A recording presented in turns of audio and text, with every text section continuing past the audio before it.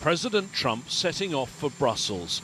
In 18 months in office, he's not hidden his disdain for international organisations.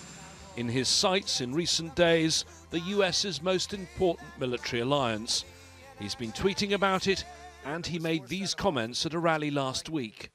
I'll see NATO, and I'm going to tell NATO, you got to start paying your bills. The United States is not going to take care of everything. Last year, on his first trip to NATO, Trump was far from diplomatic. Here, he pushes past Montenegro's Prime Minister. He denounced allies who'd not met the NATO target to spend at least 2% of their gross domestic product on defence. 21 out of the 29 NATO members are still not over this threshold. Last week, Trump wrote blunt letters to some of his counterparts. At this year's meeting, watch carefully his interactions with Canada's Prime Minister Justin Trudeau, who he called very honest and weak after last month's G7 summit. But his meeting with another leader could be even more difficult. Just listen to him again at last week's rally.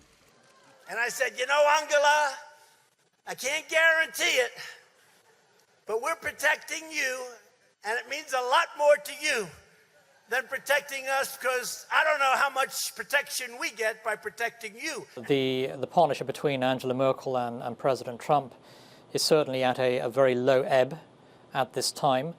It remains to be seen exactly what happens at the summit, but I would suspect that Chancellor Merkel is going to challenge Donald Trump on his assertions over defence spending. She's very defensive over this issue.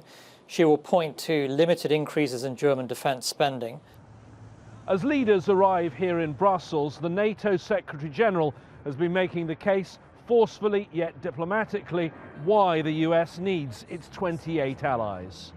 NATO is a force multiplier for the United States. Allies have stood with the United States on battlefields from Korea to Afghanistan. The Pentagon has reportedly been reviewing US troop numbers in Germany in recent weeks.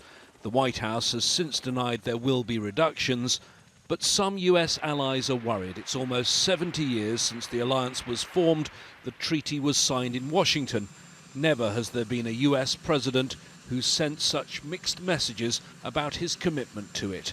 James Bays, Al Jazeera, Brussels.